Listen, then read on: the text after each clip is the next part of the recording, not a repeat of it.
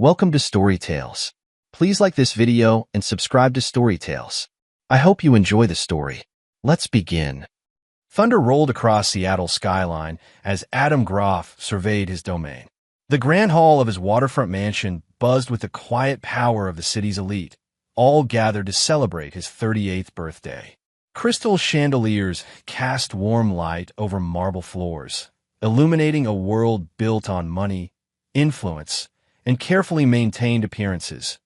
Adam stood at the center of it all, accepting congratulations with the practiced ease of a man who had spent years mastering the art of power. His tailored black suit fit him like armor, emphasizing the solid build of someone who spent as much time in the gym as the boardroom. His steel-gray eyes carried the sharp focus that had built Groff Shield from nothing into Seattle's premier security firm. The McKinsey contract was a masterstroke, said James Wilson, a banking executive whose nervous smile betrayed his fear. Taking it from Vail's security, bold move. Vail made promises they couldn't keep. Adam's voice carried the quiet authority of absolute certainty. We deliver results. That's what I've always admired about you, Adam.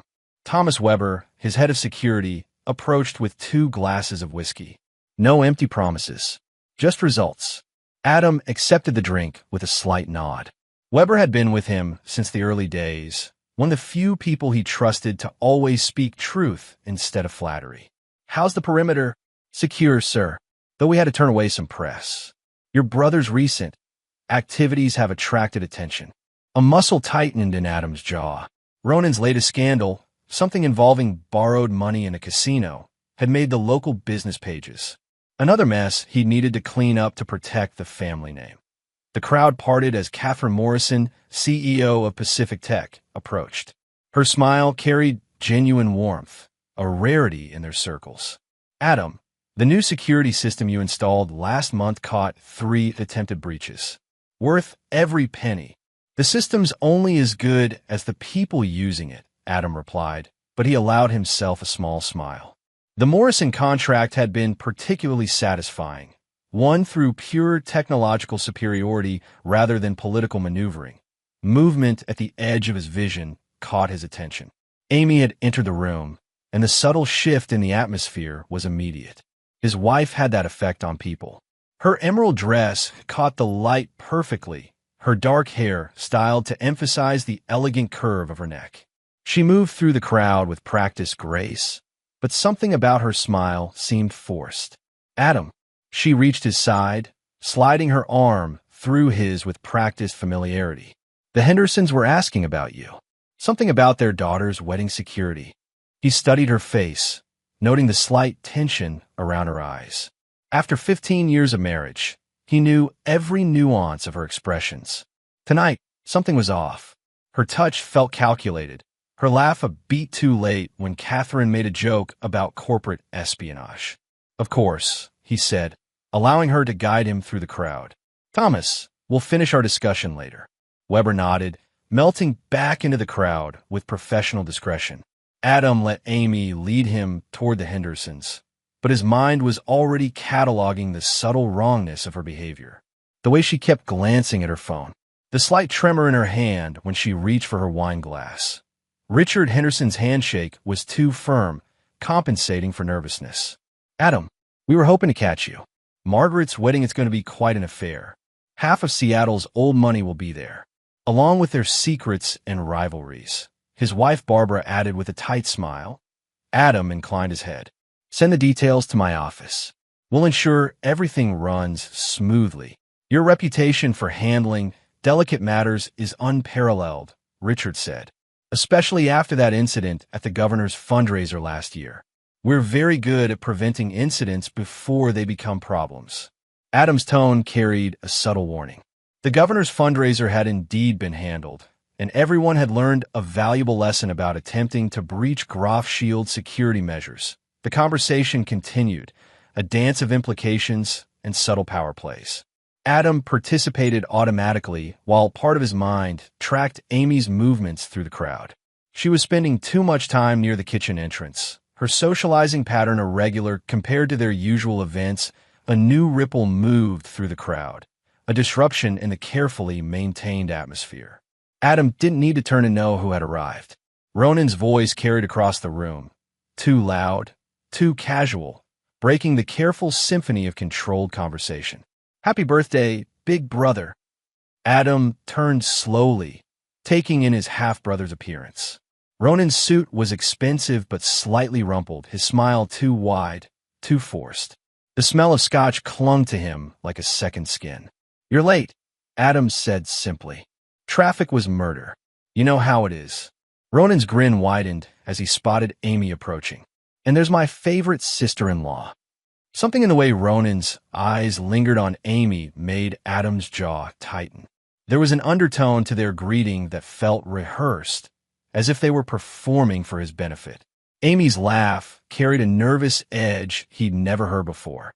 "The prodigal brother returns," Amy said, accepting Ronan's kiss on her cheek. "I was beginning to think you'd forgotten about us entirely." "Forget my own family? Never." Ronan's eyes locked with Amy's for a fraction too long. "How could I stay away?" Adam watched the interaction with growing certainty that something was very wrong. The pieces were there, waiting to be assembled into a picture he wasn't sure he wanted to see. "How's business?" Ronan turned back to Adam, but there was something provocative in his stance. "Still conquering the world, one security contract at a time." "We acquired Matthews Industries last week," Adam replied coldly. "Their cybersecurity division will integrate well with our existing infrastructure." "Always the businessman." Ronan laughed, but there was something bitter in it. "Some things never change. Always building your empire, always in control." The implied criticism hung in the air between them. Adam merely raised an eyebrow. "Someone in the family should be." Ronan's smile faltered for a moment before recovering. "Still taking care of your little brother's messes, aren't you? Does it make you feel powerful, Adam? Having everyone depend on you. Your messes stopped being my responsibility the moment you decided to gamble with company resources." Adam's voice was quiet enough that only Ronan and Amy could hear. "The only reason you're still welcome in this house is out of respect for our father's memory." The mention of their father made Ronan's face darken. "Dear old dad, always so proud of his perfect son. Tell me, Adam, does it ever get tiring being so damn perfect all the time? Does it ever get tiring being such a disappointment?" Adam countered smoothly. Amy touched both their arms, her smile brittle. "Boys, please. It's a party. Let's not do this here." Adam noticed how her hand lingered on Ronan's arm a moment too long. How Ronan seemed to lean in her touch almost imperceptibly. The pieces of the puzzle were starting to form a picture he didn't want to see. "Of course," Ronan said, his smile now razor-sharp. "We wouldn't want to spoil the perfect facade, would we? Excuse me, I need a drink." He moved away through the crowd, leaving behind an atmosphere thick with tension. Amy wouldn't meet Adam's eyes. "I should check on the caterers," she murmured, slipping away before he could respond. Adam watched them both go, his mind already processing the subtle signs he'd been seeing all evening. The way they moved in relation to each other, the loaded glances, the nervous energy that seemed to crackle between them.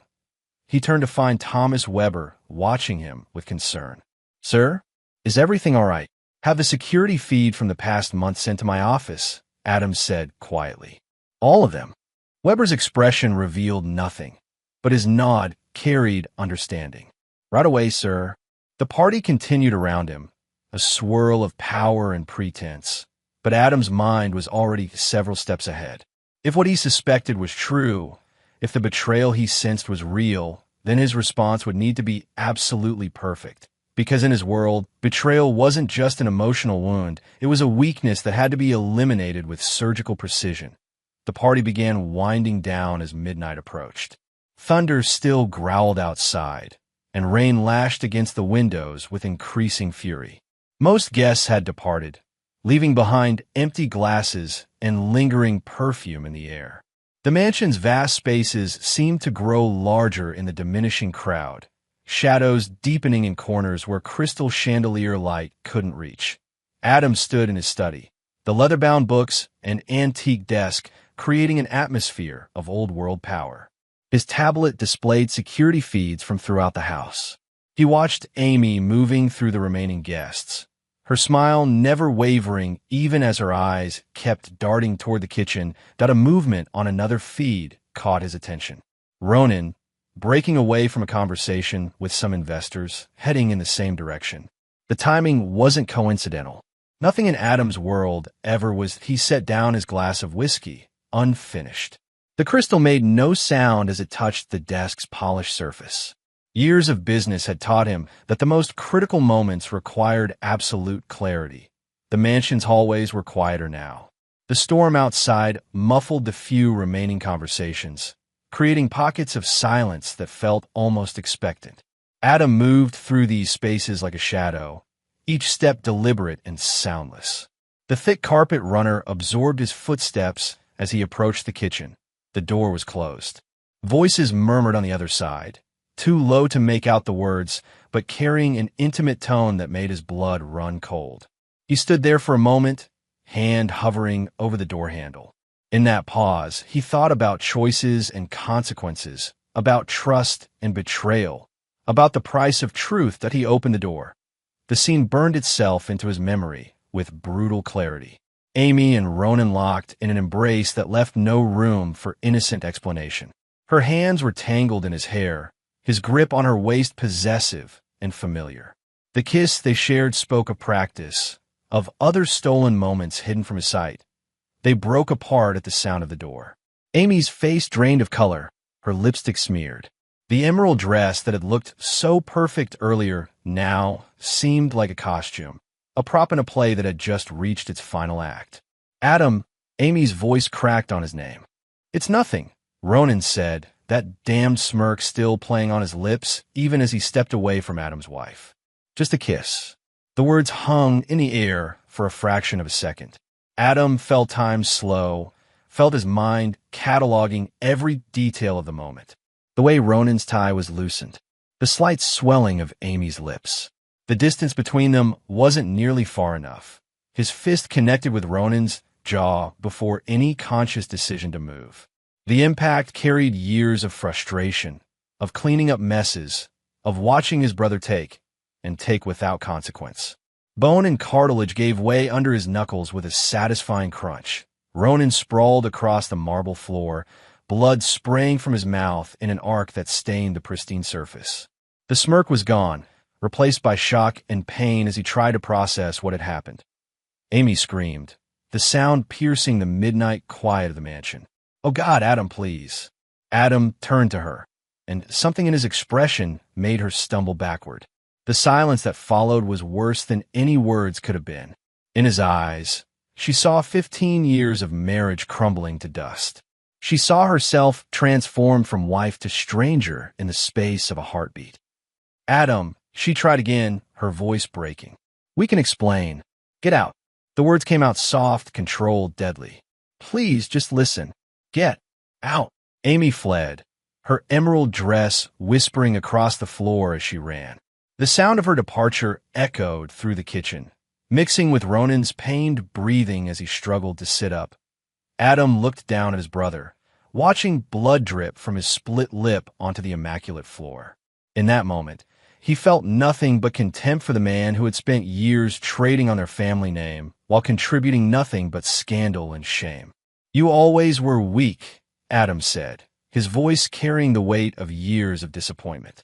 "Always taking what isn't yours because you're too pathetic to earn anything for yourself." Ronan spat blood onto the floor, a red stain spreading across the white marble. "You don't own her," he managed through his rapidly swelling jaw. "She came to me because she was tired of living in your shadow, of being just another possession in your perfect little world." Adam's laugh was cold enough to freeze hell. "And now she has nothing. Hope it was worth it, brother." "You can't control everything, Adam," Ronan called after him as he turned to leave. "Sometimes the things you think you own slip right through your fingers." Adam paused in the doorway, but didn't turn around. "The only thing slipping away tonight is the life you both took for granted. Enjoy poverty, brother. I hear it's an excellent teacher." He walked away, leaving Ronan clutching his broken jaw on the kitchen floor. The storm outside had reached its peak, rain hammering against the windows like nature itself was trying to break in. But inside Adam's mind, Everything was terribly clear. He found Thomas Weber in the security office, already reviewing the night's footage. The head of security stood as Adam entered, his expression professional but concerned. "Sir, I saw what happened. Should I call the police?" "No." Adam's voice was calm, controlled. "Have the staff clear out the remaining guests. Then I want every security feed from the past 6 months compiled and analyzed.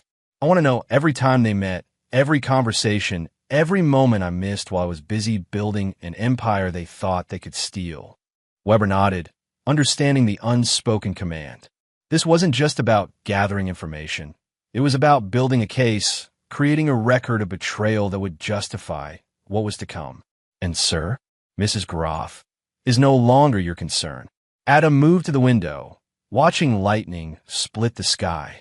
By morning, she won't be anyone's concern but her own. The storm raged on outside, but Adam felt only clarity. In his world, betrayal wasn't met with passion or rage. It was met with calculated, systematic destruction. He had built his empire by seeing through facades, by anticipating betrayal before it struck.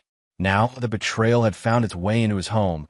He would show them exactly why people feared crossing Adam Groff. The night stretched ahead, full of possibilities and promises. By dawn, he would begin dismantling their lives with the same precision he used to build his empire. Let them think they had won something in that kitchen. Let them think they had hurt him. He would show them what real pain looked like. Morning arrived with the gray light typical of Seattle, the storm having spent itself sometime before dawn. Adam sat in his home office, the leather chair still holding the warmth from his all-night vigil. He hadn't slept. Sleep was for those who could afford to waste time, and he had work to do. The screens before him displayed the systematic destruction of Amy's life. Each keystroke, each digital signature, each transferred fund represented another piece of her world being stripped away. The prenuptial agreement he'd insisted upon before their marriage now revealed its true value, its carefully worded clauses ensuring she would walk away with nothing but what she had brought into the marriage, which was nothing but a notification popped up on his screen. The last joint account had been closed, its contents transferred to his private holdings. Credit cards canceled, investment accounts locked. Even her gym membership a petty touch, perhaps, but Adam believed in being thorough. Thomas Weber's voice came through the intercom. "Sir, the security team has compiled the footage you requested. Send it to my tablet." Adam's voice betrayed no fatigue despite the sleepless night. "And Thomas? Is she awake?" "Yes, sir. She's been trying to access her accounts for the past hour." Adam allowed himself a small smile. "Good. Let her try for another 30 minutes. Then send her to me." He spent those 30 minutes reviewing the security footage. 6 months of surveillance compiled into a devastating record of betrayal. Ronan visiting when Adam was away on business. Late-night meetings in the garden. Stolen kisses and blind spots they thought they'd found in the security system. But there were no blind spots in Adam's world. Only traps waiting to be sprung that a knock at the door announced Amy's arrival. "Send her in," Adam called, not looking up from his screen. She entered wearing yesterday's clothes, the emerald dress now wrinkled and stained with tears. Her makeup was smeared, her hair a tangled mess. The perfect facade had crumbled, revealing the desperate reality beneath. "What have you done?" Her voice trembled with fear and rage. "I can't access anything, my accounts, my cards, your accounts." Now Adam looked up, his expression mild. "I wasn't aware you had any accounts of your own. Everything you've been using belonged to me." "You can't do this," she whispered, desperation cracking her voice. "Where am I supposed to go? What am I supposed to do? That stopped being my concern the moment you decided to fuck my brother." The words were delivered without heat, which somehow made them more devastating. "You wanted freedom from my shadow? Congratulations. You're free." Tears spilled down her cheeks, smearing what remained of her mascara. 15 years, Adam. 15 years of marriage, and you're throwing me away like garbage. "No." He stood, his height making her take an involuntary step back. "You threw yourself away. I'm just taking out the trash." "I made a mistake," she pleaded, reaching for him. He stepped away from her touch, as if it were poison. We can work through this. People make mistakes. Marriages survive affairs a mistake. Adam's voice carried a hint of genuine curiosity. A mistake is forgetting an anniversary. A mistake is burning dinner. Fucking my brother in my house. During my birthday party? His eyes hardened. That's a choice. And choices have consequences. I'll fight this, she said, trying to sound fierce despite her trembling voice. I'll get a lawyer. With what money? A cold smile touched his lips. Everything you have exists because I gave it to you. The prenup is ironclad. My lawyers made very sure of that. Would you like to see the relevant clauses? He turned his tablet toward her, displaying the prenuptial agreement she'd signed 15 years ago. The truth of her situation seemed to hit her all at once. Her legs gave out as she collapsed into one of the leather chairs. Please. Her voice was barely a whisper now. I'm sorry. I made a mistake. Give me another chance. Another chance? Adam's voice was thoughtful. To do what exactly? To betray me more carefully next time?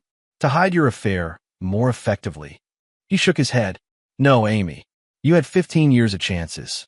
15 years of luxury, security, and respect. And you threw it all away for what? Some cheap thrills with my alcoholic brother. It wasn't like that, she protested weakly. I felt alone. You were always working, always building your empire. And who do you think I was building it for? For the first time, a hint of emotion cracked through his controlled facade. Everything I built, every empire I created, was meant to be ours. Our legacy. His laugh was bitter. I guess I should thank you for showing me your true colors before we had children. The words hit her like physical blows. They had discussed children recently, had even started planning for a family. Now that future was as dead as their marriage. You have 1 hour to pack your personal belongings, Adam said, his voice returning to its businesslike tone. Clothes, toiletries, personal items only. Everything else stays. The staff will supervise to ensure compliance. Where am I supposed to go? That's not my problem anymore. He pressed a button on his desk phone. Mr. Weber, please escort Mrs. Groff to gather her personal items. She has 1 hour. Adam, don't do this. Goodbye, Amy. She was led away, her sobs echoing through the hallway. Adam returned to his work, continuing to dismantle the life she had taken for granted. By the time the front door closed behind her an hour later, he had already begun the process of erasing her from his life entirely. Through the security cameras, he watched her standing on the sidewalk, a single suitcase at her feet. The morning rain soaked through her party dress, but she seemed not to notice.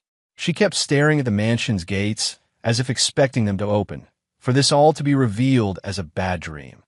But Adam Groff didn't deal in dreams. He dealt in reality, cold, hard, and unforgiving. Let her stand in the rain. Let her feel what it meant to betray him. This was just the beginning of her education and consequences. He opened his laptop and began composing an email to his divorce attorney. The betrayal had wounded him, yes. But Adam Groff had not built an empire by allowing wounds to fester. He had built it by turning pain into power, by ensuring that those who betrayed him lived to regret it far more than he ever would. The rain continued to fall, washing away the last traces of the party, of the life that had existed before that moment in the kitchen. Through the cameras, he watched Amy finally turn and walk away, disappearing into the gray Seattle morning with nothing but a suitcase and the clothes on her back. Let her think she had won something in that kitchen last night. Let her think she had hurt him. He would show her what real pain looked like. He would show her exactly what happened to people who betrayed Adam Groff in Seattle. Rain was just another form of power, relentless, inexorable, drowning everything in its path, just like him. Adam watched the security feeds as the staff packed Amy's belongings under Weber's careful supervision. They worked with mechanical efficiency, separating her personal items from anything purchased with his money. The distinction left her with precious little. Some clothes, a few photographs. The jewelry she'd brought into the marriage 15 years reduced to a single suitcase. In his office, he methodically worked through his checklist. Every joint account closed. Every credit card canceled.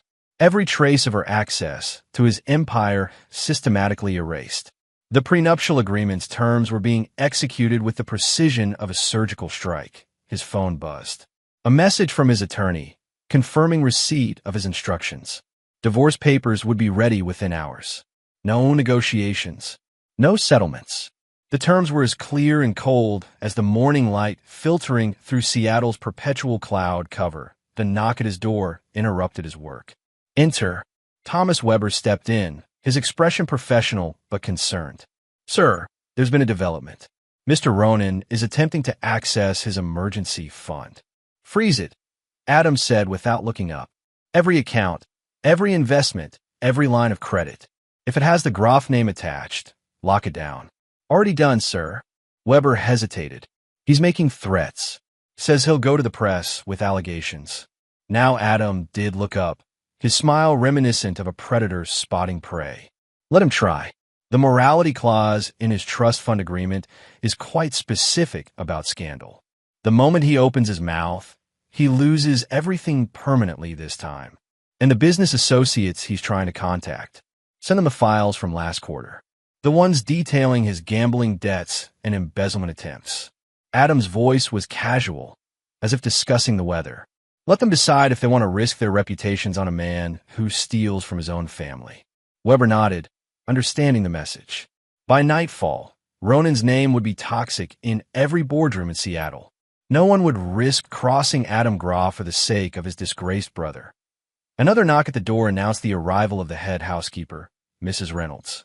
Sir, we've finished packing Mrs. Groff's personal items. Any issues? She tried to take some of the artwork from the East Wing. We reminded her of the inventory list. Mrs. Reynolds' tone was carefully neutral. She's not taking it well. That's not my concern. Adam stood, straightening his cuffs. Have her belongings taken to the front door. It's time to end this. He found Amy in their bedroom, his bedroom now.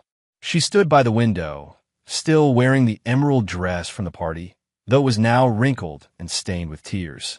The morning light was unkind to her smeared makeup and red-rimmed eyes.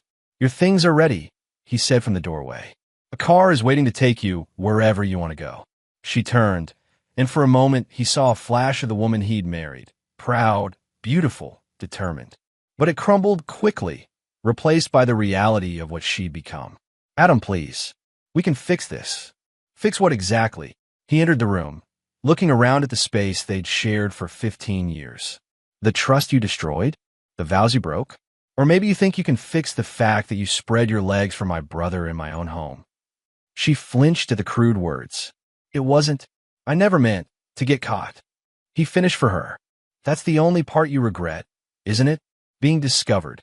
If I hadn't walked into that kitchen, how long would it have continued? How many more times would you have betrayed me while smiling to my face? I was lonely, she whispered.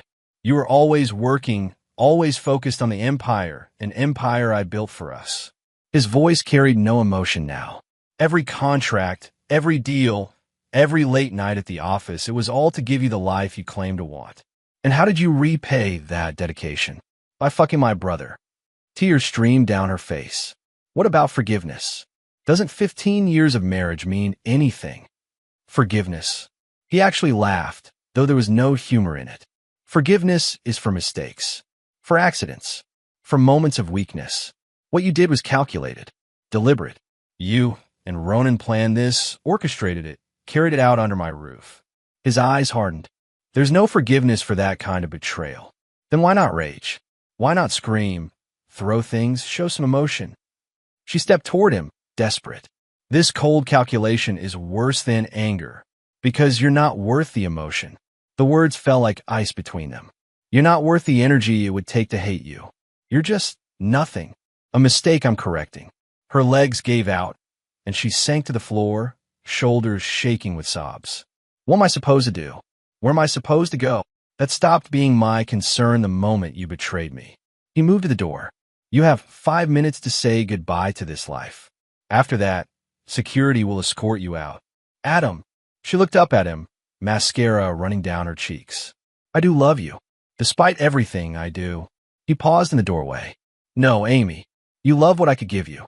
There's a difference. He glanced back at her one final time. Goodbye. 5 minutes later, Adam watched through the security feeds as Amy walked through the front door for the last time. She stood on the front steps, her her single suitcase beside her, staring at the mansion as if memorizing it. The rain had started again, soaking through her dress, but she didn't seem to notice. Weber appeared at his side. "The car is ready, sir, and we've confirmed that Mr. Ronan has been contained." "Good." Adam turned away from the screens. "Have IT begin removing her from all company records. Photos, documents, everything. By tomorrow, I want no trace that she ever existed in my world. And if she tries to return, she won't." Adam's voice carried absolute certainty. "She knows what happens to people who cross me. They both do." Through the windows, he watched Amy finally walk away, disappearing into the gray Seattle morning. She was entering a world she hadn't known for 15 years, a world without power, without luxury, without protection. A world where her beauty and charm meant nothing without his name to back them up. Let her learn what it meant to betray Adam Groff. Let her feel the consequences of her choices with every step she took away from the life she'd thrown away. This wasn't revenge. Revenge implied emotion, passion, investment. This was simply business. The elimination of a liability. The correction of a mistake. The rain continued to fall, washing away the last traces of the party, of the betrayal, of 15 years of marriage. But Adam didn't mind the rain. In Seattle, rain was just another form of power, relentless, inexorable, drowning everything in its path, just like him. 1 week after being cast out of Adam's mansion, Amy sat on the edge of a creaking bed in the Pacific Inn motel. The neon sign outside her window cast sickly red pulses across walls stained with decades of cigarette smoke. A far cry from the luxury she'd known just days ago. She stared at her phone, another rejection from someone she'd thought was a friend. The message was polite but firm. "I'm sorry, but I can't risk getting involved. You know how Adam can be." The bathroom mirror showed a stranger's reflection. Designer clothes replaced by bargain store basics. Perfect makeup gone, replaced by shadows under her eyes. She grabbed her last designer handbag, a Prada she'd managed to slip past security, and dumped its contents onto the bed. Cash, $243 credit cards, all canceled jewelry, 2 rings and a necklace she'd owned before the marriage, and knock at the door made her jump. "Rent's due tomorrow." The manager's voice called through the thin wood. "Cash only." "I'll have it," she called back, voice steadier than she felt. The room cost $89 per night. Simple math told her she had 3 days left before reality got even worse. She picked up her phone again, scrolling through contacts. Each name represented a closed door. The wives of Adam's business partners wouldn't even answer her calls. Former friends suddenly had no room in their guest houses. Even her own family maintained radio silence. Adam's influence reached further than she'd imagined. Another knock, softer this time. She opened the door to find Maria, the cleaning lady from 2 doors down. "Any luck today?" Maria asked, concern in her weathered face. Amy shook her head. 3 interviews. As soon as they check references. She didn't need to finish. Adam's quiet word to his business contacts had made her unemployable in any respectable position. "My cousin's restaurant," Maria offered hesitantly. "They need servers. Cash pay, no questions." Amy's throat tightened. A month ago, she'd been hosting charity galas. Now she was considering waiting tables for cash under the table. "Thank you," she managed. I'll think about it." After Maria left, Amy sat on the bed again, staring at her phone. Her finger hovered over Ronan's number. They hadn't spoken since that night. Pride and fear had kept them apart, but desperation was a powerful motivator. The call went straight to voicemail. She tried again an hour later. Same result that on her 3rd attempt, a gruff voice answered. "This number has been disconnected." Of course, Adam would have seen to that too. She grabbed her coat, last season's Burberry, already showing wear, and walked to the nearest pawn shop. The neon sign promised top dollar for gold and jewelry. Inside, the owner barely glanced at her designer coat. His eyes fixed on the jewelry she placed on the counter, the last pieces from her life before Adam. $200 for the lot, he said flatly. "These are worth thousands," she protested. He shrugged. "Maybe to someone who can afford to care about brand names. $200 cash right now." She walked out with the money, feeling lighter and heavier at the same time. Each step took her further from the woman she'd been, closer to someone she never thought she'd become. Back in her room, she counted her money again. With the pawned jewelry, she could afford another week at the motel. After that, her phone buzzed an unknown number. Hello. The answer's still no. The voice belonged to Patricia Henderson, one of her closest friends during her marriage. And stop having your friends call me. Adam made it very clear what happens to anyone who helps you. Patty, please. You made your bed, Amy. Now lie in it. The line went dead. Amy sank onto the bed, the springs protesting beneath her. Through the thin walls, she could hear a couple arguing next door. A baby crying somewhere down the hall. The sound of a world she'd thought herself safely above. She pulled out the business card Maria had given her. Manuel's Cafe and Bar. The edges were worn, the phone number faded. Everything she'd been taught to avoid, to look down upon. Her hands shook as she dialed the number. Manuel's, a tired voice answered. I heard you need servers. A pause. Experience? No, but I'm a fast learner. Another pause. Cash only. No benefits. Split tips with kitchen. Start tonight. Amy looked around the motel room, at the remnants of her old life scattered across the bed. Designer clothes she'd soon have to sell. Empty credit cards that had once seemed limitless. Yes, she said quietly. I'll start tonight. She hung up and caught her reflection in the mirror again. The stranger staring back looked scared, lost, broken. But mostly, she looked hungry. Hungry enough to do whatever it took to survive. The neon sign outside pulsed steadily, marking time in its endless red rhythm. Somewhere across the city, in a mansion on the water, Adam was probably working late, his empire growing stronger while she fell further into the abyss. She changed into the only plain black clothes she owned, what would become her new uniform, and steeled herself for the first shift of her new life. The fall had only just begun. 3 weeks in her new life, Amy's hands had developed calluses from carrying plates. Her feet ached constantly from cheap shoes, and the smell of grease had become a permanent part of her existence. Tonight, she counted her tips with trembling fingers. $37. Not enough. Never enough. First month's always the hardest, Manuel said, watching her from behind the cafe's counter. His kind eyes didn't match his rough exterior. You're getting better with the orders. Thanks. She tried to smile, but her lips trembled. Any chance of picking up extra shifts this week? Already working doubles, girl. Need to rest sometime. The bell above the door chimed. A customer, Amy, recognized from her old life, Rebecca Torres, who'd attended her charity functions, walked in with friends. Their eyes met. Rebecca's widened in recognition, then quickly looked away. I'll take my break now, Amy mumbled, hurrying to the back alley. She leaned against the brick wall, breathing hard. The night air carried the scent of rain and garbage. A rat scurried past her feet, making her jump. Her designer shoes, the last pair she hadn't sold, were scuffed beyond repair. Her phone buzzed. Unknown number. Hello, having fun playing waitress. Ronan's voice was slurred, bitter. Quite a change from your usual charity luncheons. Ronan, she straightened. Where are you? I've been trying to reach you. Save it. He laughed, but it wasn't the confident sound she remembered. Your concern would be more convincing if you'd answered when I still had a phone of my own.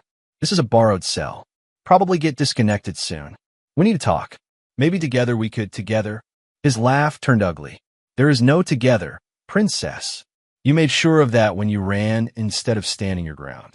Real brave, leaving me to face him alone. I didn't have a choice. He threw me out. There's always a choice. I made mine.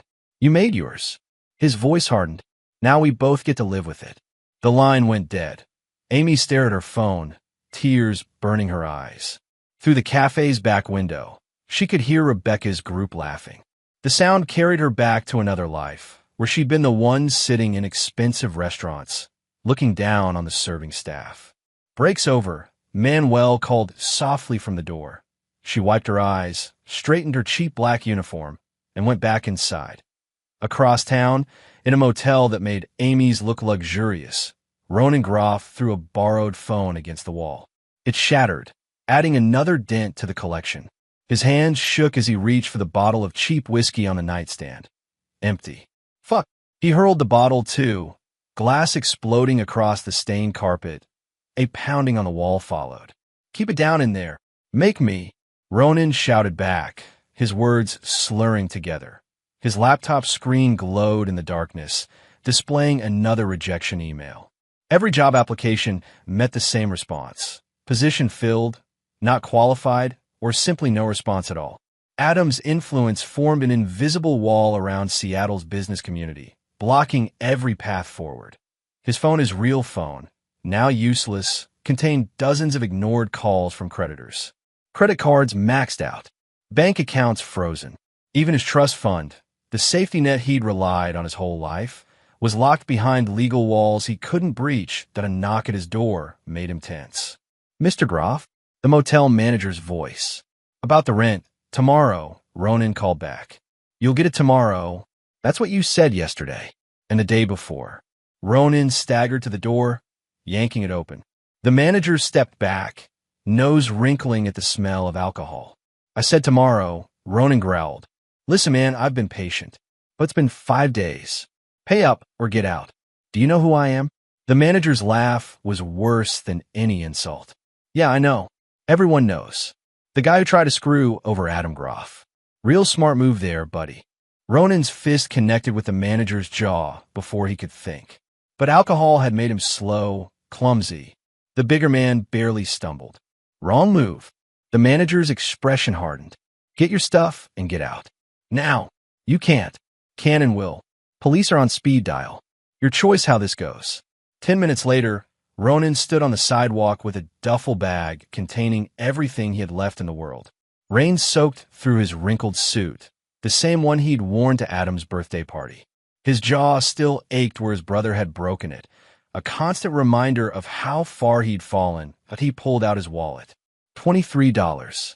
Not enough for another motel, even the roach-infested ones. Not enough for anything that a car drove past, splashing dirty water over his shoes. He recognized the driver, Thomas Weber, Adam's head of security. The bastard actually smiled as he passed Ronan's hands clenched into fists.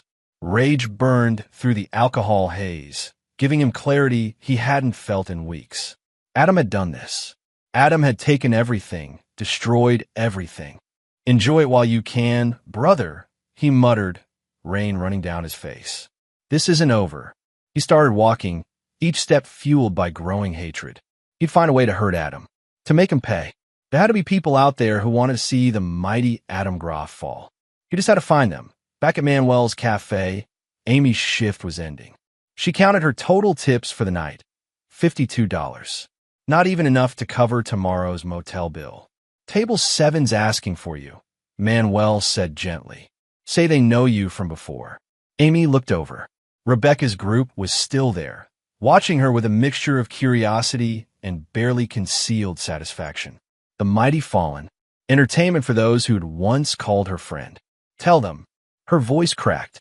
Tell them I'm not available. She grabbed her coat and hurried out the back door. The rain had picked up, but she barely noticed it soaking through her clothes. Her feet carried her automatically toward the motel, each step taking her further from the life she'd lost. A man passed her on the street, and for a moment she thought it was Ronan. But no, just another lost soul wandering Seattle's wet streets. She wondered where he was, if he was as broken as she was. If he regretted that kiss in the kitchen as much as she did. The neon lights of various establishments painted the rain in garish colors. Through a bar window, she caught her reflection.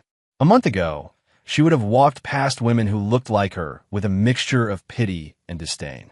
Now she was one of them. Her phone buzzed again. Another unknown number. Hello, Mrs. Groff. A man's voice, professional. This is David Martinez from Pacific Northwest Bank. Regarding your outstanding credit card balance, she hung up, hands shaking. The debts were piling up. Soon, they'd start taking legal action. More walls closing in, more doors slamming shut. The motel came into view, its shabby exterior a monument to broken dreams. She had enough cash for maybe 2 more nights. After that, she touched her face, feeling the smoothness of skin that had known the best care money could buy. In the back of her mind, a terrible thought began to form. She wasn't completely without resources. She still had one thing she could sell. The thought made her stomach turn, but desperation had a way of making the unthinkable seem possible. Even reason. She climbed the stairs to her room, each step heavy with the weight of decisions yet to come. Through the thin walls, she could hear the usual symphony of misery arguments, crying babies. Television turned too loud to drown out the silence. Welcome to the bottom, she thought. Or maybe this was just another step down. Maybe the real bottom was still waiting, hungry for another lost soul to consume. The neon lights of Pioneer Square painted harsh shadows across Amy's face as she stood on the corner, trying to look like she belonged there. Her last designer dress, now cleaned and pressed with borrowed detergent, clung to her body in the light rain. 2 months had transformed her from society wife to this another desperate figure in Seattle's endless night, but a black BMW slowed as it passed. The window rolled down, revealing a middle-aged man in an expensive suit. The kind of man she used to serve drinks to at charity functions. "How much?" he asked, eyes moving over her like she was merchandise. Her throat closed up. 300, she managed. The number pulled from nowhere, he laughed. "Honey, you're not on Capitol Hill anymore." 50, 200. Her voice shook. "I used to. Yeah, I know who you were." His smile turned cruel. "That's why I stopped. $100, final offer. Way I see it, you're not in a position to negotiate." She got in the car. What choice did she have? The motel had kicked her out that morning. Her last $70 had bought a burger and coffee that she'd made last all day. The man, he never gave his name, took her to a hotel. Not a nice one, but better than where she'd been staying. He kept watching her face as she took in the stained carpet, the peeling wallpaper. Enjoying her fall. Used to be Mrs. Adam Groff, he mused as he counted out bills. Now look at you. But he'd love to see this. Amy grabbed the money and fled, not bothering to count it. In a hotel bathroom, she threw up until there was nothing left but bile and shame. Outside, the rain had gotten heavier. She walked for hours, the money burning in her purse like evidence of a crime. Each step took her further from the woman she'd been, closer to someone she never thought she'd become. Her phone rang another unknown number. "You've reached a new low." Ronan's voice slurred through the line. "Saw you on the corner. Real classy. Where are you?" She looked around wildly, but the street was empty except for other lost souls. Around, watching, learning. His laugh was bitter. "You know what's funny? He's still winning. Even now, even after everything, he's still in control. Ronan, please. We need to help each other." "Help." The word came out like poison. "Where were you when I needed help? When he froze my accounts? When his people blacklisted me from every job in the city? I was trying to survive." "No, you were trying to save yourself. Just like always." His voice hardened. "But that's about to change. I found some people. People who hate him as much as I do. People with resources." A chill ran through her that had nothing to do with the rain. "What are you talking about?" "You'll see. Everyone will see." The line went dead.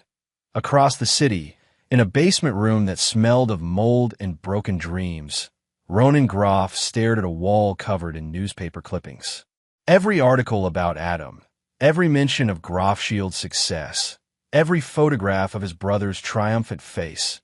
Empty bottles littered the floor around his feet. A fresh one dangled from his fingers, but the alcohol no longer dulled the pain. Now it fed the rage, the obsession that had replaced everything else in his life. "Your brother's quite the success story," a voice said from the shadows.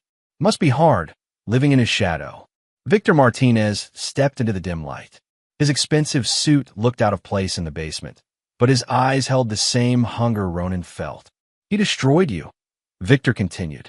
"Your reputation, your future, everything. And now, look at your wife, selling herself on street corners. All because the mighty Adam Groff decided you needed to be punished." Ronan hurled the bottle against the wall. It shattered, adding to the constellation of broken glass. "He's not invincible. No one is." Victor smiled, all teeth and malice. "That's why we reached out. You know his weaknesses, his habits, the cracks in his armor that no one else can see. What's in it for you? Let's just say your brother's success has come at many people's expense. People who'd love to see him fall. Victor pulled out a phone new, untraceable. We can help each other, Mr. Groff. All you have to do is say yes. Ronan looked at the wall of articles again, at Adam's face, staring back at him, mocking his failure. His hand touched his jaw where it had been broken, feeling the memory of pain and humiliation. Yes, he said softly. Then louder, yes. Victor's smile widened. Welcome to the family. Back on the rain-slick streets, Amy counted the money from her first client. $90, 10 less than promised, but would buy another night with a roof over her head. Maybe some food that a police car cruised past slowly. The officer inside gave her a long look, but didn't stop. Even the police knew who she was, what she'd become. Adam's influence reached everywhere, ensuring her shame had an audience. Her phone buzzed with a text from an unknown number. Need somewhere to stay? No questions asked. Good money. Call this number. She stared at the message for a long time. The old Amy would have been horrified at the thought. But the old Amy was dead, replaced by someone who understood that survival had its own morality. Rain soaked through her dress as she dialed the number. Each ring felt like another step down into darkness. Hello. A woman's voice, professional but cold. I got your message about work. Mrs. Groff. Or is it just Amy now? The woman's laugh was knowing. We've been watching your progress. Such a waste of potential, working street corners like a common prostitute. We can offer something more refined. Amy's hand tightened on the phone. What kind of work? The kind that pays well and keeps you off the streets. Private clients. Discreet locations. Protection. A pause. Unless you're enjoying the rain. Thunder rolled across the sky, as if nature itself was mocking her position. Through a store window, she caught her reflection. Designer dress soaked through. Makeup running, eyes hollow with desperation. When can I start? There's a car waiting 2 blocks north. Black sedan. Don't keep them waiting. The line went dead. Amy looked up at the sky, letting the rain wash away her tears. Somewhere up there, past the clouds and the neon glow, stars were shining. But down here, in the shadows of Seattle's underbelly, there was only darkness. And she was falling deeper into it with every step. She started walking north, each step taking her further from redemption. The woman she'd been the society wife, the charity organizer, the respected Mrs. Groff, was gone. In her place walked someone else, someone shaped by desperation and shame. Behind her, the neon signs continued their endless pulse, marking time in the rhythm of broken dreams. The basement room had become Ronan's war room, its walls now covered with surveillance photos and blueprints. Empty bottles still littered the floor, but the drunk who'd occupied this space was gone. In his place stood someone harder, colder, shaped by hatred into something dangerous. Victor Martinez studied the latest additions to the wall. Your brother's security is impressive, but not perfect. Ronan traced a line on one of the blueprints. Every system has weaknesses. Every fortress has gaps. His fingers stopped on a specific point. Like this one, the loading dock, where they bring in new equipment. Adam thinks it's secure because he owns the security company that monitors it. Ronan's smile was sharp. But what happens when someone inside that company wants him to fall? Victor nodded approvingly. You found allies? Money opens doors. Even doors Adam thinks he's locked. Ronan pulled out a phone, one of several untraceable ones provided by his new friends. 3 guards on his payroll are willing to look the other way. For the right price. Our investors will be pleased. Victor's eyes gleamed. They've waited a long time to see your brother stumble. Ronan moved to a different section of the wall, where newspaper photos of Adam's success stared back at him. This isn't about making him stumble. This is about destroying him. Taking everything, just like he took everything from me. And the girl? Your brother's wife. Ex-wife. Ronan's jaw tightened. She made her choice. Now, she can live with it. Victor pulled out an envelope thick with cash. Speaking of choices, our friends were impressed with your last piece of information. Adam's private server IP address. Very valuable. Ronan took the envelope without counting it. Money wasn't the point anymore. What are your people planning? Better you don't know the details. Plausible deniability and all that. Victor smiled. Just keep feeding us information. We'll handle the rest. After Victor left, Ronan stood alone in the basement, staring at Adam's face on the wall.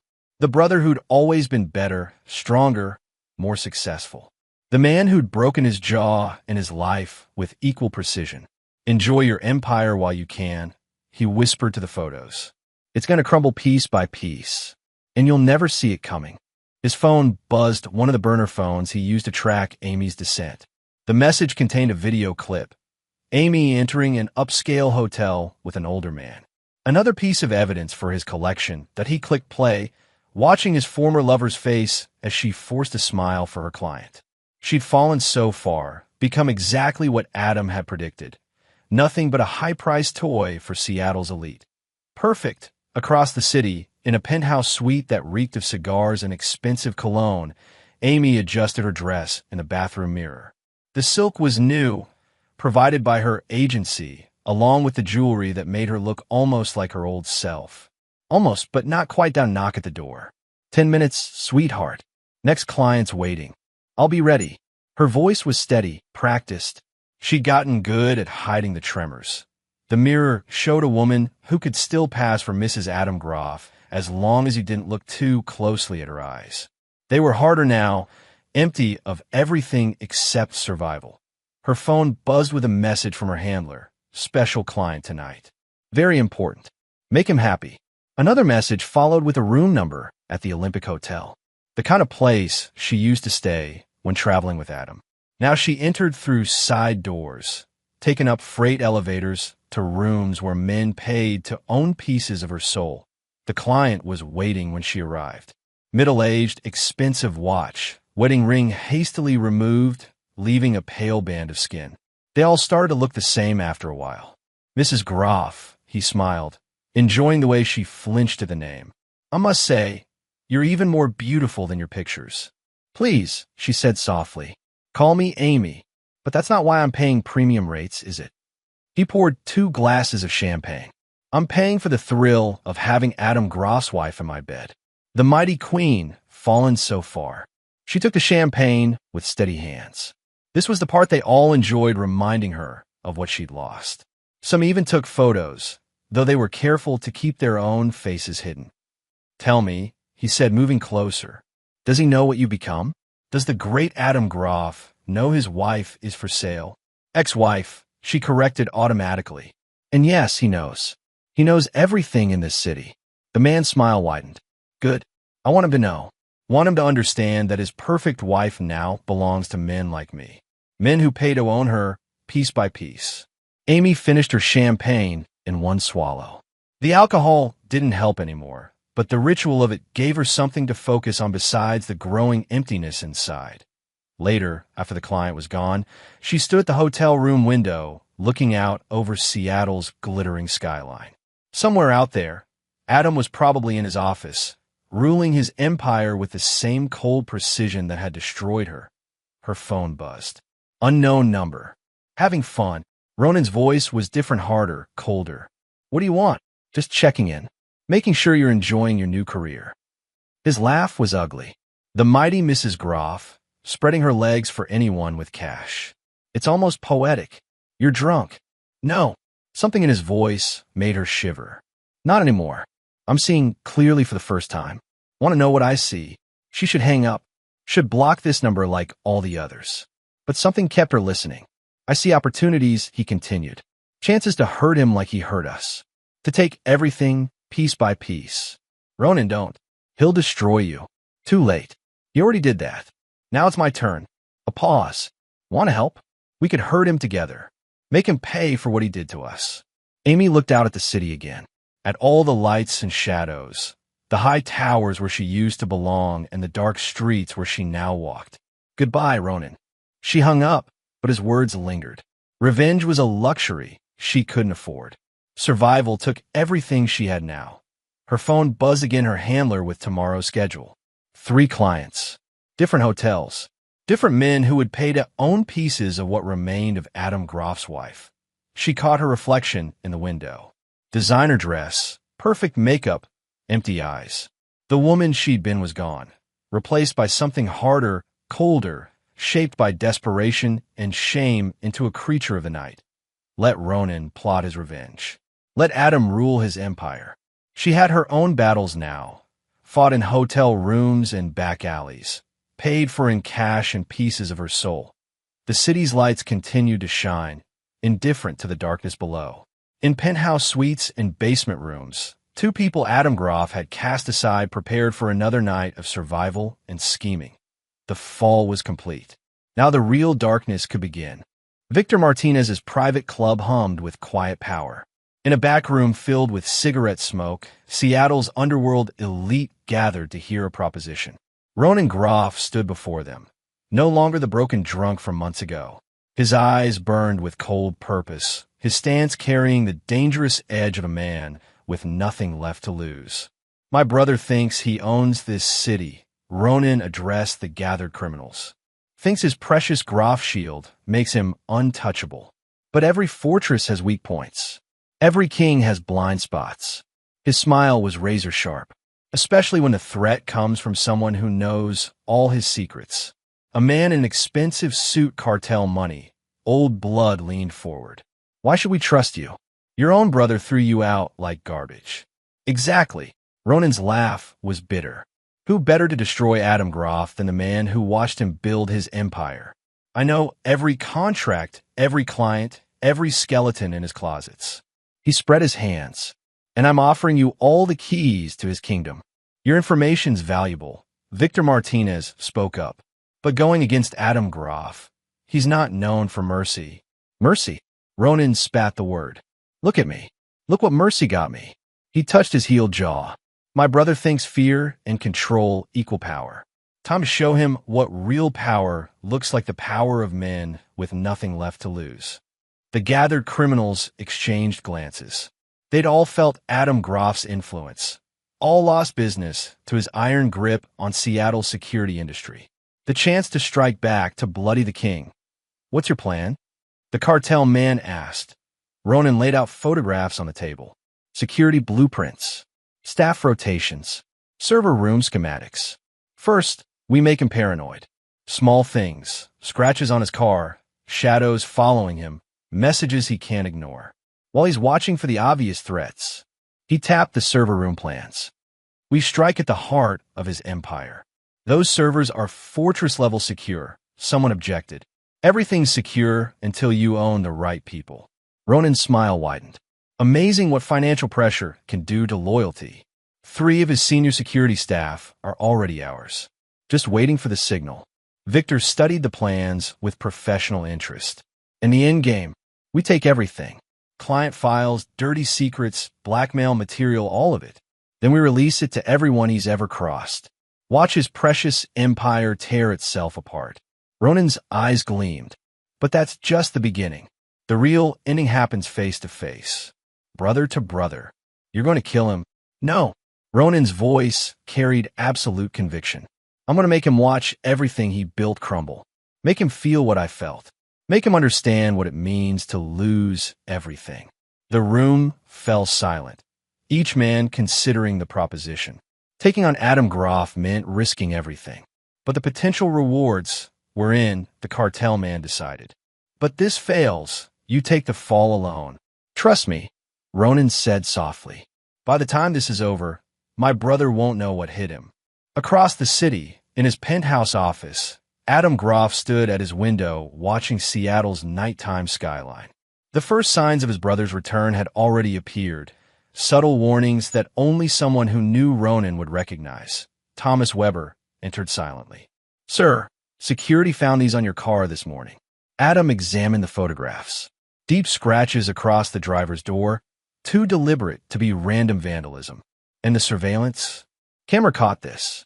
Weber handed over another photo, a figure in the shadows, watching the building. He wanted to be seen. Of course he did. Adam's smile held no warmth. My brother always did love his dramatic gestures. Want us to pick him up? No. Let him play his game. Let him think he's clever. Adam returned to the window. Sometimes the best trap is the one your enemy walks into willingly. Sir, Weber hesitated. Our sources say he's been meeting with Victor Martinez's people. Serious players with serious resources. Good. Adam's reflection smiled in the glass. The more allies he gathers, the more pieces we have to play with. The more complete his destruction will be. A soft thud from the balcony drew their attention. On the wet concrete lay a dead bird, its neck twisted at an unnatural angle. Another message, another dramatic warning. Subtle as ever, brother, Adam murmured. His phone buzzed, unknown number. Missing me? Ronan's voice carried new steel beneath the familiar arrogance. Childish pranks, Ronan? I expected better. Just warming up. How's the bird? Consider it a message. Adam's smile was cold. Still playing games. Some things never change. Everything's changed. You saw to that. Ronan's voice hardened. But don't worry. The real show's about to begin. Is that supposed to frighten me? No. It's supposed to make you angry. Make you sloppy. Make you vulnerable. Adam laughed softly. You never did understand me, brother. Anger is for the weak. I don't get angry. I get even. We'll see. A pause. By the way, your ex-wife sends her regards. She's quite popular these days. Very accommodating. The line went dead. Adam set the phone down carefully. Ronan wanted a reaction, wanted to provoke him into making a mistake. But Adam hadn't built an empire by letting emotions drive his decisions. Weber. His voice was calm. Increase surveillance on all critical areas. I want every system checked, every employee vetted, every security protocol tested. Already on it, sir. But what if that's what they want? Us focusing on defense while they prepare something else. Of course that's what they want. Adam turned from the window, his smile predatory. So let's give them exactly what they expect. Let them think their plan is working. Let them think we're scrambling to plug holes in a sinking ship, while we prepare our own surprise. Precisely. Adam's eyes gleamed with cold purpose. My brother wants to play chess? Fine. But he's about to learn why I always win, because I see the whole board while he's focused on single pieces. Thunder rolled across Seattle's sky, nature itself seeming to recognize the gathering storm. In back rooms and shadowy offices, pieces were moving. Plans were forming. A battle between brothers was about to begin, and Adam Groff never lost. The basement command center thrummed with activity. Screens covered every wall, displaying real-time feeds from Groff Shield's security systems. Ronan stood before the main display, watching data stream past, while Victor Martinez's tech team worked their magic. Your brother's encryption is impressive, the lead hacker muttered. But the backdoor we planted is working. Access to the secondary servers confirmed. Ronan's reflection smiled in the dark screen. How long until we reach the primary database? Hours, maybe less. Your inside man came through. Security protocols are being subtly degraded. System thinks it's routine maintenance. Victor approached, his expensive suit out of place in the basement's dim light. Speaking of inside men, Jackson wants more money. Says the risk is higher than expected. Pay him. Ronan's eyes never left the screens. He's been on Adam's payroll 5 years. Knows every weakness in the loading dock security. We need him comfortable. And if he gets greedy, tries to play both sides, then he learns what happens to people who cross me. Ronan's voice carried a new edge that made Victor study him carefully. I learned from the best, after all. Across the room, a technician called out. Sir, we've breached the first firewall. Accessing client files now. Ronan moved to watch over his shoulder. Data scrolled past contracts, surveillance reports, blackmail material. The secrets Adam had collected over years of protecting Seattle's elite. Download everything, he ordered. Every file, every record, every piece of dirt he's gathered. When we release it all, his smile was sharp as broken glass. Watch how quickly his precious clients turn on him. The download's moving faster than expected, the tech noted. Almost like what? Like the security systems are letting us in. It's too easy. Ronan's expression darkened. My brother doesn't do easy. Run deeper scans. Check for traps. Already doing it. Nothing showing up, but the tech hesitated. Something feels wrong. Of course it feels wrong. Ronan laughed bitterly. We're getting Seattle's most secure network. Just keep working. Time's running out. In his office high above the city, Adam watched similar screens with cold satisfaction. Weber stood at his shoulder, monitoring the intrusion attempts. "They're in the secondary servers," Weber reported, "moving exactly as predicted. And our special modifications to those files in place. The moment they try to access anything, the virus activates. Everything they've stolen will be corrupted, and the backtrace program will map their entire network." Adam's smile was predatory. "My brother always did lack patience, always rushing toward what he thinks is victory." "Sir," Weber gestured to another screen. "They're probing the loading dock security again. Jackson's disabling cameras right on schedule." "Good. Let them think their inside man is loyal. Let them think they've found our weak point." Adam turned to the window, watching rain begin to fall. Everything's proceeding exactly as planned. His phone buzzed. Unknown number. "Having fun?" Ronan's voice carried dangerous confidence. "Enjoying your little fishing expedition, brother?" "Oh, I'm catching plenty. The Morgan account files, for instance. Fascinating reading." Adam's laugh was soft. "You always did love reading other people's mail. Find anything interesting?" "Everything's interesting, especially the parts about offshore accounts and creative bookkeeping. Wonder how your clients will react when it all goes public." An empty threat from an empty man. Adam's voice carried genuine amusement. "You really think you can threaten me with stolen files? I built this empire by being smarter than people like you, by seeing the traps before they're set. The mighty Adam Groff, always in control, always 3 steps ahead." Now Ronan's laugh was ugly. "But what happens when a man you're fighting has nothing left to lose? When he's willing to burn everything, including himself, just to watch you fall? You want to play with fire, brother? Fine. But remember, you're not the only one who knows where the bodies are buried. You're not the only one with secrets that can destroy lives." "Threats? From you?" Real amusement colored Ronan's voice. "Look around your empire, brother. Look carefully. The cracks are already showing. And soon, very soon, everything you've built is going to come crashing down. Let me guess, the warehouse by the industrial canal. Tonight, one last dramatic showdown between brothers." A pause. "How did you—" "Because I know you, Ronan. Know how you think. Know what you'll do before you do it." Adam's smile was cold. "The question is, do you really know me?" The line went dead. Adam set the phone down carefully. "Weber, is everything prepared at the warehouse?" "Yes, sir. Teams in position, surveillance active. We can take him as soon as he arrives." "No. When he arrives, you do nothing. Let him think he's in control. Let him think his plan is working." Adam straightened his tie. "This ends between brothers." "Sir, he's dangerous. Unstable. Let us handle it. Some things a man needs to do himself." Adam's reflection in the window showed no emotion, especially when it comes to family. Back in the basement, Ronan stared at his dead phone. Something in his brother's voice had sent a chill through him, a certainty that didn't match a man whose empire was under attack. "Sir," the lead tech's voice was worried. "We found something in the downloaded files. A piece of code buried in the encryption." "What kind of code?" "Not sure yet, but it's elegant, complex. Almost like it was waiting for us," Ronan finished. He moved to the main screen, studying the data flow. He knew. Somehow he knew exactly what we'd do. Victor stepped forward. "We should abort. Fall back, regroup." "No." Ronan slammed his fist on the desk. "We're too close. The files are already downloading. The warehouse is prepared. Everything's ready. If your brother's setting a trap, then we spring it." Ronan's eyes gleamed with fevered intensity. "But this time, I'm ready for him. This time, I know exactly how to hurt him." He pulled out a phone, one of his untraceable burners, and dialed a number from memory. It rang twice before a woman's broken voice answered. "Hello, Amy. Ready to earn some real money? One last job, bigger than all the rest." A pause. "What do you want?" "A chance to hurt him. To help me destroy everything he built." Ronan's smile was terrible. "Interested?"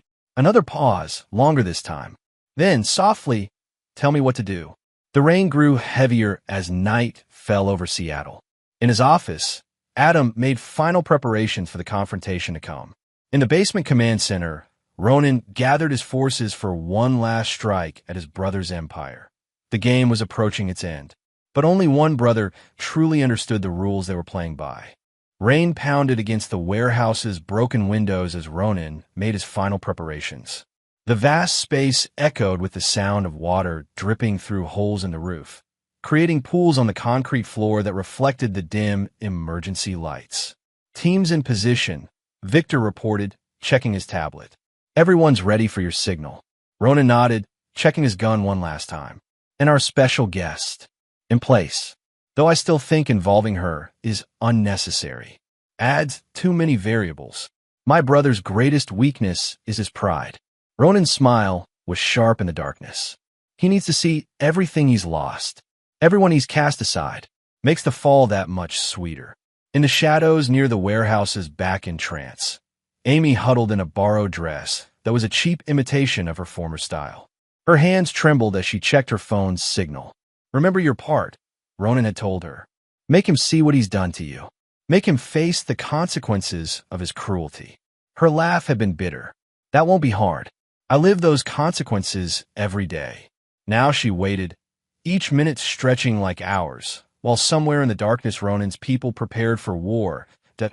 In his car approaching the warehouse, Adam studied security feeds on his tablet. Every entrance covered, every angle monitored, his team hidden in strategic positions, ready to move on his signal. Sir, Weber's voice came through his earpiece. Targets inside, armed, multiple hostiles in defensive positions, and our special addition to their team. Confirmed. Mrs. Groff entered through the back entrance 10 minutes ago. Adam's smile was cold. Right on schedule. My brother always did love his dramatic gestures. The car stopped a block from the warehouse. Rain drummed on the roof as Adam straightened his tie and checked his reflection in the rearview mirror. Perfect composure. Perfect control. Remember, he told Weber, no one moves without my signal. This ends exactly as planned. The warehouse loomed ahead, its broken windows dark against the storm clouds. Adam walked toward the main entrance, each step measured and deliberate. Water soaked through his expensive shoes, but he showed no sign of discomfort. Inside, the space was vast and shadowed. Old machinery created twisted silhouettes in the emergency lighting. The perfect setting for Ronan's theatrical finale. Welcome to the end, brother. Ronan's voice echoed from the darkness. He stepped into view, gun aimed steadily at Adam's chest. How does it feel, knowing everything you built is about to burn? You really think you've won? Adam's voice carried genuine amusement. Think you've finally outsmarted me? I don't think. I know. Ronan gestured with his free hand. Right now, your clients are watching videos that will destroy their faith in you, their trust, their loyalty. By morning, your empire will be ash. Interesting theory. Adam clasped his hands behind his back, completely unthreatened by the gun. Want to know what's really happening? Enlighten me. Ronan's finger tightened on the trigger. Right now, every file you stole is being erased. Every system you breached is turning against you. That virus you thought you planted in my servers? It was mine, designed to activate the moment you try to access the data. You're lying.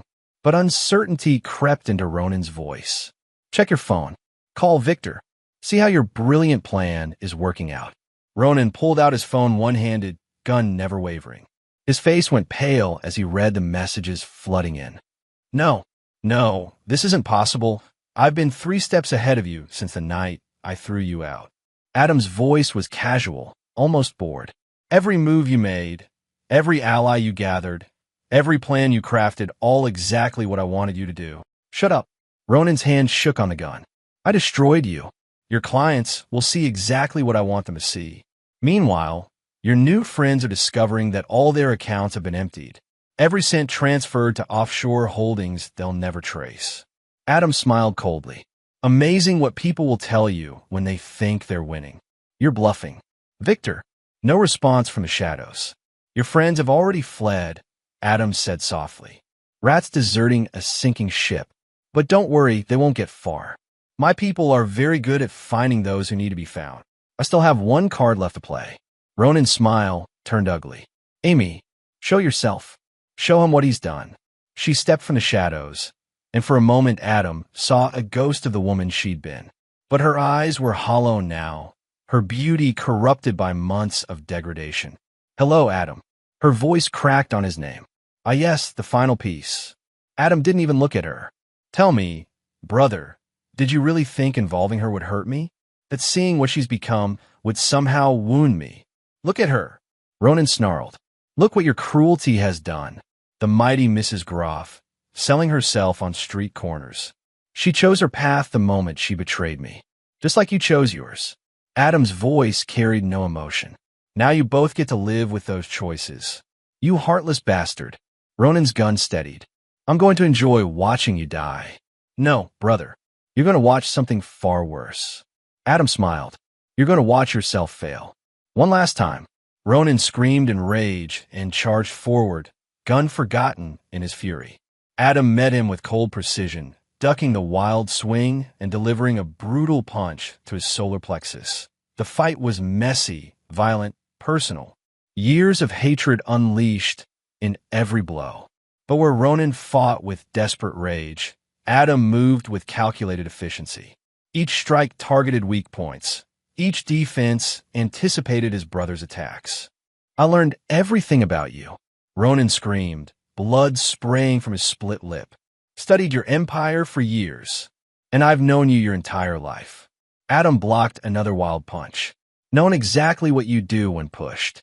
Known exactly how to make you destroy yourself." A final, devastating combination sent Ronan crashing to the concrete. He tried to rise, fell back, consciousness fading as sirens wailed in the distance. "You're just like him." Amy's voice came from the shadows. "Just like your father. Cold, cruel, uncaring." "No." Adam finally looked at her, his eyes hard as steel. "Our father was weak. He let emotion cloud his judgment. Let people like you and Ronan take advantage of his mercy." He straightened his tie. "I learned from his mistakes." Amy backed away, terror replacing defiance. "What? What are you going to do to us?" "Nothing. You've already done it to yourselves." Adam nodded to the shadows, and Weber emerged with his security team. "Ronan will spend the next 15 years in prison, learning the cost of betrayal. And you," his smile was terrible, "you'll continue exactly as you are, living the life you chose when you betrayed me." Police cars screeched to a halt outside. Officers poured in, weapons ready. "Mr. Groff," the lead detective approached. "We've got Martinez and his people in custody. Found everything exactly where you said it would be." "Good." Adam watched as they handcuffed his unconscious brother. "Make sure he lives. I want him to have a very long time to think about his choices." Through the warehouse's broken windows, lightning illuminated the scene. Adam Groff, standing victorious while his enemies lay broken at his feet. The perfect ending to a game that had been decided before it began. 3 months after the warehouse confrontation, Adam Groff stood in the visitors area of Washington State Penitentiary. Through bulletproof glass, he watched his brother shuffle into view, orange jumpsuit hanging loose on his frame. Bruises from their fight had faded, but something in Ronan's eyes remained broken. 15 years, Adam said into the phone. The judge was quite thorough. Conspiracy, corporate espionage, attempted murder, impressive list, brother. Come to gloat. Ronan's voice was hoarse, defeated. "No, came to make sure you understand something." Adam leaned closer to the glass. "Everything you try to destroy, it's stronger now. Every client you try to turn against me, they're more loyal than ever. Because you're a manipulative bastard who owns this city. Because I show them what happens to people who betray me." Adam's smile was cold. "Your little scheme didn't just fail, it made me stronger. Now everyone knows exactly what crossing Adam Groff cost. You set me up." Ronan's voice cracked. "Used me like a puppet. Those files, the warehouse, all of it, you did that yourself. Your hatred, your jealousy, your weakness, I just gave you enough rope to hang yourself." Adam checked his watch. 15 years is a long time, brother. Try not to drop the soap. "I'll get out eventually," Ronan called as Adam stood. "This isn't over." Adam paused, turning back. "Look around you. Look what you've become. This is exactly where I wanted you, buried alive in a cage, watching your life waste away one day at a time." His voice carried absolute certainty. "It's over, Ronan. It was over the moment you thought you could challenge me." He hung up the phone and walked away, leaving his brother staring through the glass with impotent rage. In the parking lot, Weber waited with updates. Victor Martinez and his associates have been processed, Weber reported. Amazing how quickly criminals turn on each other when their money disappears. And the others? Everyone who helped your brother is either in jail or wishing they were. The message has been received across the city. Nobody crosses Adam Groff without consequences. Adam nodded, satisfied. And our other loose end, still working the streets. Want us to continue monitoring? No. Adam entered his car. Some trash takes care of itself. Across town, in a neighborhood where dreams went to die, Amy stumbled out of another cheap motel room. Her once perfect features were haunted now, her eyes carrying the hollow look of someone who'd sold pieces of themselves until nothing remained, that a police car cruised past slowly. The officer inside gave her a long look, but didn't stop. Even the police knew who she was. Adam's influence ensuring her shame had an audience. Her phone, a cheap burner, now buzzed with a message from her handler. Client complained. Payment reduced. She leaned against the wall, trying to steady herself. 3 months of selling herself had stripped away everything she used to be. The society wife, the charity organizer, the respected Mrs. Groff, all gone, replaced by this hollow shell surviving on strangers' mercy. Still beautiful, a voice said behind her. Even now, she turned to find Thomas Weber watching her. His expression carried no emotion, just professional assessment. Come to check on me. Her laugh was bitter. Report back to your master how far I've fallen. He doesn't need reports. He knows exactly what you are now. Weber's voice was neutral. Everyone does. That was the point. Tell him congratulations. He won. Destroyed us both completely. She straightened, trying to summon some dignity. Now, leave me alone. Gladly. Just delivering a message. Stay in your lane. Keep to the shadows where you belong. Cross any lines. He shrugged. Well, things can always get worse. He walked away, leaving her trembling against the wall. Through tears, she watched him enter a sleek black car, the kind she used to ride in back when she was someone who mattered. Her phone buzzed again. Another client. Another stranger's bed. Another piece of her soul traded for survival. This was her life now. Her punishment for betraying Adam Groff. He hadn't just destroyed her. He'd turned her into a cautionary tale, a warning to anyone who thought about crossing him. In his penthouse office, Adam watched Seattle's skyline glitter through the rain. His empire hadn't just survived Ronan's attack. It had grown stronger. Every potential threat eliminated. Every weakness turned to strength. Every betrayal answered with devastating precision. Weber entered quietly. Final reports are in. All loose ends tied up. The city's gotten the message. Nobody challenges Adam Groff and survives. Good. Adam didn't turn from the window. And our new contracts, signed this morning. Your handling of the situation has impressed people. They want the kind of security only you can provide. Adam smiled at his reflection. Ronan had thought he could destroy his brother's empire. Instead, he'd only proved why Adam ruled Seattle's shadows. Why people feared crossing him. Why his power grew stronger with every challenge. The rain continued to fall, washing away the last traces of rebellion. In a prison cell, Ronan began his 15-year lesson in consequences. On dirty streets, Amy sold herself piece by piece, a living testament to the price of betrayal. And in his tower, Adam Groff stood victorious. Not just survived, but thrived. His empire secure, his enemies destroyed, his power absolute. The game was over. And just as he'd known from the start, Adam Groff had won.